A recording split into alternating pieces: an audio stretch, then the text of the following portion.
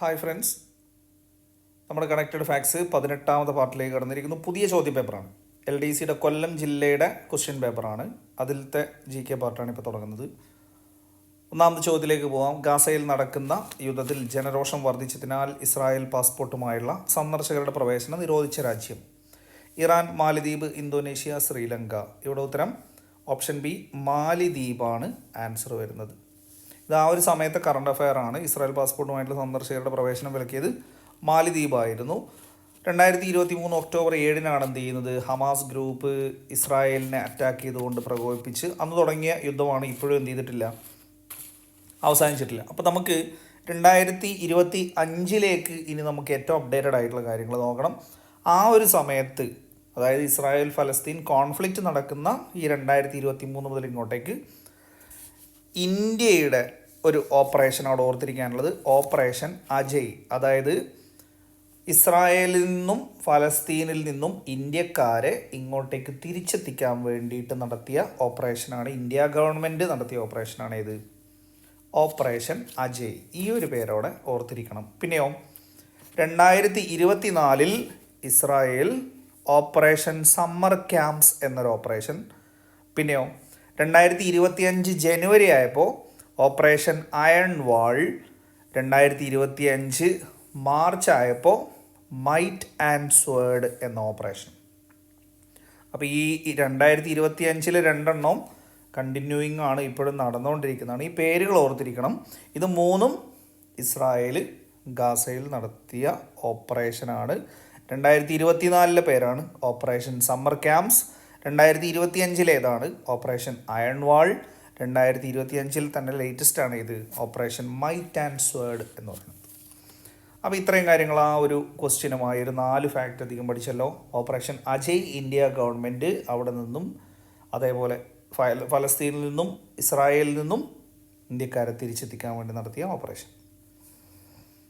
അടുത്ത ചോദ്യം, താഴെ തന്നിരിക്കുന്ന സൂചനകളുടെ അടിസ്ഥാനത്തിൽ ശരിയായ വ്യക്തി ആരാണെന്ന് തിരിച്ചറിയുക. The transfer of power in India എന്ന ഗ്രന്ഥത്തിൻ്റെ കർത്താവ് 1952 ഒറീസയിൽ ഗവർണറായി ചുമതലയേറ്റു. സർദാർ പട്ടേലിനും നെഹ്റുവിനും ഒപ്പം നാട്ടുരാജ്യങ്ങളുടെ സംയോജനത്തിൽ നിർണായക പങ്കുവഹിച്ചു. സ്റ്റേറ്റ്സ് ഡിപ്പാർട്ട്മെൻറ്റ് സെക്രട്ടറിയായി പ്രവർത്തിച്ചു. നമുക്ക് ഇത് കേൾക്കുമ്പോൾ തന്നെ അറിയാൻ പറ്റും, SCERT-യിലുള്ളതാണ്. ഓപ്ഷൻ ഡി VP മേനോനെ കുറിച്ചാണ് ഈ പറഞ്ഞിരിക്കുന്നത്. ഇപ്പോൾ transfer of power in India സ്ഥിരമായിട്ട് നമ്മൾ കാണുന്നതാണ്. 52 ഒറീസയിൽ ഗവർണറായിട്ട് ചുമതലയേറ്റു. ഇത് പക്ക SCERT-യിലെ ഈ ഒരു ടേബിളിൽ നിന്ന് ഇത് നേരെ കോപ്പി പേസ്റ്റാണ്. ഇപ്പോൾ VP മേനോനെ കുറിച്ചിട്ട് നിങ്ങൾ മിനിമം അറിഞ്ഞിരിക്കേണ്ട കാര്യങ്ങളെന്ന് പറയുന്നത്, ഇവിടെ 1894 കൊടുത്തിട്ടുള്ളത്. പക്ഷേ 1893 സെപ്റ്റംബർ 30 ആര് ജനിക്കുന്നത്, VP മേനോൻ ജനിക്കുന്നത്. മരണപ്പെടുന്നത് 1965 ഡിസംബർ 31 ചില റെഫറൻസിലൊക്കെ നമ്മൾ കാണാറുണ്ട് 1966 എന്ന് കാണാറുണ്ട്. അത് ഈ ഡിസംബർ 31 എന്നുള്ളത് തൊട്ട് പിറ്റേ ദിവസം 66 ആവുകയാണല്ലോ. അപ്പോൾ ആ ഒരു ക്ലാഷ് കൊണ്ടാണ് എന്ത് ചെയ്യുന്നത്, പലതും അങ്ങനെ കാണുന്നത്. അപ്പോൾ 1893 ടു 1965 കാലഘട്ടം. SCERT-യിൽ നിന്നാണ് നേരെ പ്രസ്താവന ഇടുന്നതെങ്കിൽ അവിടെ ഏതായിരിക്കും, 1894 പാലക്കാട് ജില്ലയിലെ ഒറ്റപ്പാലത്ത് ജനനം, അങ്ങനെയാണ് കൊടുക്കുക. അപ്പോൾ ആ സമയത്ത് നമുക്ക് സിറ്റുവേഷനിൽ ആൻസർ എഴുതാൻ പറ്റണം. ഇത് SCERT-യിൽ നിന്ന് അങ്ങനെ എടുത്തതാണ്, അപ്പോൾ നമുക്ക് അവിടെ ശരിയായി കൂട്ടാം എന്ന് തന്നെ കാണണം. അപ്പോൾ ഇവിടെ തന്നെ നിങ്ങൾക്ക് കാണാൻ പറ്റും അവിടെ അങ്ങനെ ഒരു ഫാക്റ്റ്. 1952 ഒറീസയിൽ ഗവർണറായി ചുമതലയേറ്റു. അതങ്ങനെ കോപ്പി പേസ്റ്റ് അടിച്ച് ഇങ്ങോട്ടേക്ക് ഇട്ടിട്ടില്ലേ. യഥാർത്ഥത്തിൽ ഇദ്ദേഹം 52-ലല്ല, 1951 എന്ത് ചെയ്യുന്നത്, ഒറീസയിലെ ഗവർണറായിട്ട് ചുമതലയേൽക്കുന്നത്. അതൊരു കുറഞ്ഞ കാലയളവിലേക്ക്. അപ്പോൾ ശരിക്കും വർഷം 51. പക്ഷേ ഇത് SCERT-യിൽ നിന്ന് അങ്ങനെ എടുത്തിട്ടത് കൊണ്ട് നമുക്കത് അവിടെ എന്ത് ചെയ്യേണ്ടി വരും, ശരിയായിട്ട് കൂട്ടേണ്ടി വരും. അപ്പോൾ നിങ്ങൾ സിറ്റുവേഷനിൽ അവിടെ ആൻസർ ചെയ്യേണ്ടി വരും. അപ്പോൾ ഇവിടെ പാലക്കാട് ജില്ലയിൽ ഒറ്റപ്പാലത്ത് ജനനം 1893 ടു 1965 കാലഘട്ടം. പിന്നെ അടുത്ത ഒന്ന് ഓർത്തിരിക്കാനുള്ളൊരു കാര്യം എന്ന് പറയുന്നത്, സർദാർ പട്ടേലിനും നെഹ്റുവിനും ഒപ്പം നാട്ടുരാജ്യങ്ങളുടെ സംയോജനത്തിൽ നിർണായക പങ്ക്. അത് നമ്മളിപ്പുറത്ത് കണ്ടല്ലോ, അതങ്ങനെ എടുത്തിട്ടതാണ്. പിന്നെയോ 52 ഒറീസയിൽ ഗവർണറായി ചുമതലയേറ്റു, അത് നമ്മൾ പറഞ്ഞു. അത് 51 യഥാർത്ഥത്തിൽ എന്നുള്ളത് ഓർക്കണം. രണ്ട് പുസ്തകങ്ങൾ, ഒന്ന് the transfer of power in India, integration of Indian states. ഈ രണ്ട് പുസ്തകങ്ങളും സ്ഥിരമായിട്ട് ചോദിക്കുന്നതാണ്. Integration of Indian states, transfer of power in India. ഇനി സർദാർ വല്ലഭായ് പട്ടേലിൻ്റെ വലം കൈ എന്നൊക്കെ അറിയപ്പെടുന്നത്, right hand of Sardar Vallabhbhai Patel എന്നൊക്കെ അറിയപ്പെടുന്നതും ആര് തന്നെയാണ്? V P മേനോനാണ്. വി പിയുടെ ഫുള്ളാണ് വാപ്പള പങ്കുണ്ണി. ആ ഒരു പേരും കൂടെ ഓർത്തിരിക്കണം കേട്ടോ. വാപ്പള പങ്കുണ്ണി എന്ന് പിന്നെ എങ്ങാനും കണ്ടു കഴിഞ്ഞാൽ ധാരാന്ന് വിചാരിക്കരുത്. വാപ്പള പങ്കുണ്ണി മേനോൻ എന്നുള്ളതാണ് വി പി മേനോൻ്റെ. പിന്നെയോ സ്റ്റേറ്റ്സ് ഡിപ്പാർട്ട്മെൻറ്റിൻ്റെ സെക്രട്ടറിയായി പ്രവർത്തിച്ചു. നാട്ടുരാജ്യ സംയോജനത്തിന് നേതൃത്വം നൽകിയ മലയാളി എന്നൊക്കെ പറഞ്ഞിട്ട് ചോദിക്കാറുണ്ട്. സർദാർ പട്ടേൽ ആ ഒരു മന്ത്രിയായിരിക്കുന്ന സമയത്ത് സ്റ്റേറ്റ്സ് ഡിപ്പാർട്ട്മെൻറ്റ് സെക്രട്ടറി ആയിട്ട് ആരായിരുന്നു? വി പി മേനോനായിരുന്നു. വി പി മേനോൻ പദ്ധതി തയ്യാറാക്കിയിട്ടാണ് നാട്ടുരാജ്യ സംയോജനമൊക്കെ എന്ത് ചെയ്യുന്നത്? നടപ്പിലാവുന്നത്. സോ ഇത്രയും കാര്യങ്ങൾ അവിടെ ഓർത്തിരിക്കുക. കാലഘട്ടം 1893 ടു 1965. സോ ഈ ഒരു ബോക്സ് നിർബന്ധമായിട്ട് നമ്മൾ എന്ത് ചെയ്തിരിക്കേണ്ടതാണ്? പഠിച്ചിരിക്കേണ്ടതാണ്. അടുത്ത ചോദ്യത്തിലേക്ക് പോവാം. താഴെ പറയുന്ന സ്ഥലങ്ങളിൽ നാറ്റോയുടെ ആസ്ഥാനം ഏതാണെന്ന് എഴുതുക. ഇത് കഴിഞ്ഞ ക്വസ്റ്റ്യൻ പേപ്പറിൽ നമ്മൾ കണ്ടതാണ്. ഏതന്നെയാ? ബ്രസൽസ് ആസ്ഥാനം. 1949 എന്ത് ചെയ്യുന്നത്? North Atlantic treaty organisation. അത് നമ്മൾ കഴിഞ്ഞതിൽ പറഞ്ഞ ഫാക്റ്റാണ്. നാറ്റോ രൂപീകരിക്കുന്ന വർഷമാണേത്? 49. നാറ്റോ എന്നുള്ളതിൽ തന്നെ ഏതുണ്ട്? NA 4, OT 9, അങ്ങനെ നമുക്ക് 49 എന്ന് അവിടെ തന്നെ കാണാം. പിന്നെയോ 32 അംഗരാജ്യങ്ങളാണ്. 32ാമത് അംഗമായതാരാണ്? സ്വീഡനാണ്. നമ്മൾ കഴിഞ്ഞ ക്വസ്റ്റ്യൻ പേപ്പർ ചെയ്തപ്പോൾ നമ്മൾ ആൾറെഡി പറഞ്ഞതാണ്. ഇപ്പോൾ അതിൻ്റെ സെക്രട്ടറി ജനറലാണ് ആര്? Mark Rutte. മാർക്ക് റൂട്ടേനെ ഓർത്തിരിക്കണം. ഇപ്പോൾ സെക്രട്ടറി ജനറലാണ്. സെക്രട്ടറി ജനറലിൻ്റെ കാലാവധി 4 വർഷമാണ്. അതും കൂടെ ഒന്ന് ഓർത്തിരിക്കണം കേട്ടോ. നാറ്റോയുടെ സെക്രട്ടറി ജനറലിൻ്റെ കാലാവധി 4 വർഷമാണ്, പുതുക്കാവുന്നതുമാണ് കേട്ടോ. അപ്പോൾ അത്രയാണ് അവിടെ ഓർത്തിരിക്കാനുള്ളത്. ഇനി ഇതിൽ ഓപ്ഷൻസിൽ പാരീസ് നമുക്കറിയാം യുനെസ്കോയുടെ ആസ്ഥാനമാണ്. അത് സ്ഥിരമായിട്ട് നമുക്ക് ചോദിക്കുന്ന ഒന്നാണ്. യുനെസ്കോയുടെ ആസ്ഥാനം പാരീസ്. ബെർലിൻ പിന്നെ നമുക്ക് ജർമ്മനിയുടെ തലസ്ഥാനമാണ് ഇത്, ബെർലിൻ. ജനീവ ഐക്യരാഷ്ട്ര സംഘടനയുടെ യൂറോപ്യൻ തലസ്ഥാനം എന്ന് പറയുന്നത് ഏതാണ്? ജനീവയാണ്. UN-ൻ്റെ യൂറോപ്യൻ ക്യാപിറ്റലാണ്. ഐക്യരാഷ്ട്ര സംഘടനയുടെ യൂറോപ്യൻ തലസ്ഥാനം എന്നറിയപ്പെടുന്നത് ജനീവയാണ്. റെഡ് ക്രോസിൻ്റെ ആസ്ഥാനവും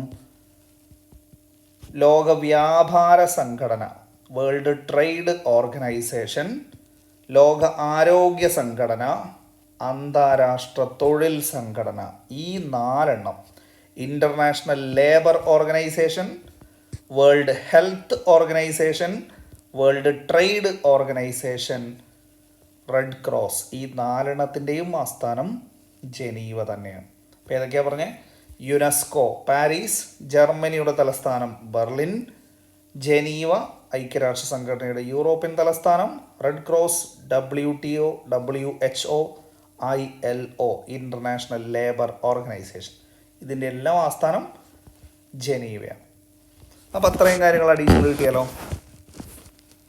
4ാമത്തെ ചോദ്യം, താഴെ കൊടുത്തിരിക്കുന്ന പ്രസ്താവനകളിൽ ശരിയായവ തിരഞ്ഞെടുത്തെഴുതുക. സമത്വ സമാജം അയ്യങ്കാളി തെറ്റാണ്. ആത്മവിദ്യാസംഘം വാഗ്ബടാനന്ദൻ അത് ശരിയാണ്. സഹോദര പ്രസ്ഥാനം ശ്രീനാരായണ ഗുരു തെറ്റാണ്. യോഗക്ഷേമ സഭ VT പട്ടതിരിപ്പാട്, സോ അത് ശരിയാണ്. ഇപ്പം ഇവിടെ നമുക്ക് ശരിയായവ എന്നാണ് പറഞ്ഞിട്ടുള്ളത്. ഇപ്പം ഏതൊക്കെയുള്ളൂ? 2ഉം 4ഉം. ഓപ്ഷൻ സി ആണ്. ഇതിൽ സമത്വ സമാജം 1836 എന്ത് ചെയ്യുന്നത്? വൈകുണ്ഠ സ്വാമികളാണ് സമത്വ സമാജം രൂപീകരിക്കുന്നത്.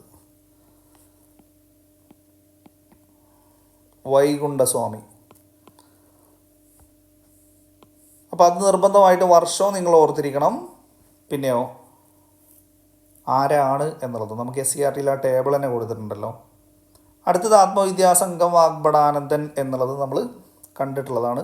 1917 ഇത് ആത്മവിദ്യാസംഘം വാഗ്ഭടാനന്ദൻ സ്ഥാപിക്കുന്നത്. സഹോദര പ്രസ്ഥാനം സഹോദരൻ അയ്യപ്പനാണ്. അതും എപ്പോഴാ? 1917 തന്നെയാണ്. യോഗക്ഷേമ സഭ VT ഭട്ടതിരിപ്പാട് 1908. അപ്പോൾ ഈ 4 വർഷങ്ങൾ നിർബന്ധമായിട്ട് പഠിച്ചിരിക്കുന്ന സമത്വ സമാജം 1836, ആത്മവിദ്യാസംഘം 1917, സഹോദര പ്രസ്ഥാനം അല്ലെങ്കിൽ സഹോദര സംഘം 1917, 1908 യോഗക്ഷേമ സഭ VT ഭട്ടതിരിപ്പാട്. പിന്നെ നമുക്കിവിടെ അയ്യങ്കാളിയെ തന്നിട്ടുണ്ട്. അയ്യങ്കാളി സാധുജന പരിപാലന സംഘം 1907 എന്ത് ചെയ്യുന്നത്? സാധുജന പരിപാലന സംഘം സ്ഥാപിക്കുന്നത്. അതിൻ്റെ മുഖപത്രമായിട്ട് സാധുജന പരിപാലിനി. ആ 2 കാര്യങ്ങൾ അവിടെ ഓർക്കുക. സാധുജന പരിപാലന സംഘം 1907, സാധുജന പരിപാലിനി അതിൻ്റെ മുഖപത്രം എന്നുള്ളതും ഓർക്കുക. അതിൻ്റെ ആദ്യത്തെ എഡിറ്റർ എന്ന് പറയുന്നത് CK കറുപ്പനായിരുന്നു. ഈ സാധുജന പരിപാലിനിയുടെ ആദ്യത്തെ എഡിറ്ററാണ് CK കറുപ്പൻ. ഇനി ശ്രീനാരായണ ഗുരുവാണ് പിന്നെ നമുക്കിവിടെ ഉള്ളത്. 1903 എന്ത് ചെയ്യുന്നത്? SNDP രൂപീകരിക്കുന്നത്.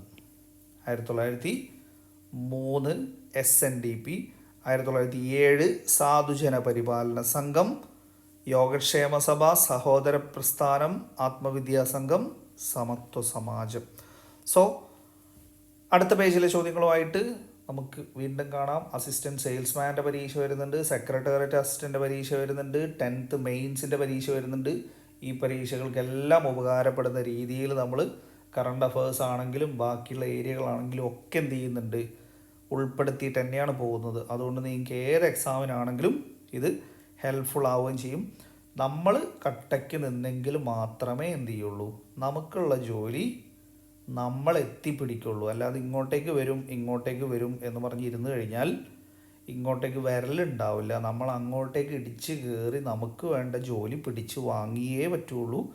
നിലവിലുള്ള എല്ലാ സാഹചര്യവും നിങ്ങൾക്ക് അറിയുന്നതാണ്. കട്ടയ്ക്ക് നിന്നാലേ ഈ കോമ്പറ്റീഷൻ അടക്കം എന്ത് ചെയ്യാൻ പറ്റുള്ളൂ? അങ്ങോട്ടേക്ക് ചാടിക്കയറി പിടിച്ചു വാങ്ങാൻ പറ്റുള്ളൂ. സോ ഓരോ ദിവസവും വിലപ്പെട്ടതാണ്. എല്ലാ ദിവസവും അവനവൻ ചെയ്യേണ്ട പണി നന്നായിട്ട് എടുത്തുകൊള്ളുക.